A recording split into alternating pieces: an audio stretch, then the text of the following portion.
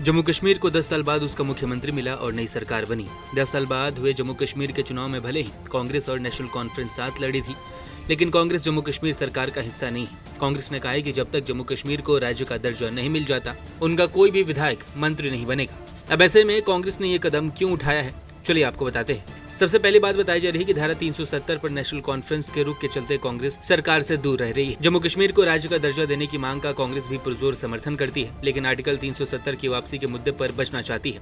अगर कांग्रेस सरकार में शामिल होती है और आर्टिकल 370 पर विधानसभा में कोई प्रस्ताव लाया जाता है तो आगामी महाराष्ट्र और झारखंड विधानसभा चुनाव में उस पर सवाल खड़े होंगे। बीजेपी इसे चुनावी मुद्दा बना सकती है और इससे कांग्रेस को नुकसान हो सकता है। इसलिए कांग्रेस नहीं चाहती है कि वो सरकार में शामिल हो। अगला मुद्दा है चुनाव में खराब प्रदर्शन और निर्दलियों का साथ। कांग्रेस ने 32 सीटों पर चुनाव लड़ा था, जिसमें से सिर्फ 6 सीटें ही जीत पाई थी। वह नेशनल कॉन्फ्रेंस 51 सीटों पर चुनाव लड़ी थी, जिनमें से 42 सीटें उनके हाथों में आई थी। जम्मू कश्मीर में बहुमत के लिए 46 सीटें चाहिए होती हैं। नेशनल कॉन्फ्रेंस को 4 निर्दलियों ने भी समर्थन दिया था, वो भी पहले नेशनल कॉन्फ्रेंस से जुड़े रहे थे। ऐसे में जम्मू कश्मीर के सीनियर पत्रकार सैयद जुनैद बताते हैं कि जम्मू कश्मीर में सरकार चलाने के लिए जम्मू और कश्मीर घाटी में संतुलन होना जरूरी माना जाता है। कश्मीर घाटी में अनुमान के मुताबिक ही नेशनल कॉन्फ्रेंस को अच्छी सीटें मिली थी, लेकिन कांग्रेस जम्मू में सिर्फ 1 सीट जीत पाई थी।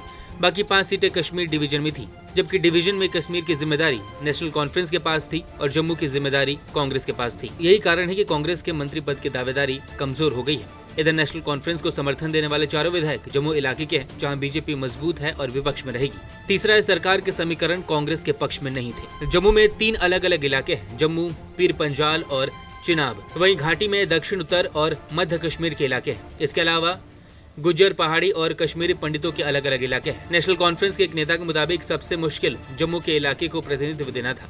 इसमें हिंदू बहुल उधमपुर, जम्मू, कठुआ और सांबा जैसे जिले शामिल थे। यहाँ नेशनल कॉन्फ्रेंस और कांग्रेस का कोई भी प्रत्याशी नहीं जीत सका। इस वजह से भी कांग्रेस ने अपने हाथ पीछे कर लिए। अगला है कांग्रेस नेता गुलाम अहमद मीर पर झारखंड चुनाव की जिम्मेदारी। बताया जा रहा है कि जम्मू कश्मीर की सरकार में कांग्रेस के कोटे के मंत्री पद के सबसे बड़े दावेदार गुलाम अहमद मीर माने जा रहे थे। मीर झारखंड में कांग्रेस के प्रभारी बनाए गए हैं। अगले महीने झारखंड और महाराष्ट्र में विधानसभा चुनाव होने हैं। झारखंड का विधानसभा चुनाव भी मीर के मंत्री न बनने की वजह हो सकता है। यहाँ आपको बता दें कि जम्मू कश्मीर के कैबिनेट में अभी भी 3 मंत्री पद खाली है। एक्सपर्ट्स इन पदों को कांग्रेस के लिए खुले हुए दरवाजे के तौर पर देख रही है। अगर कांग्रेस चाहे तो इन 3 में से 1 पद अपने पास कर सकती है।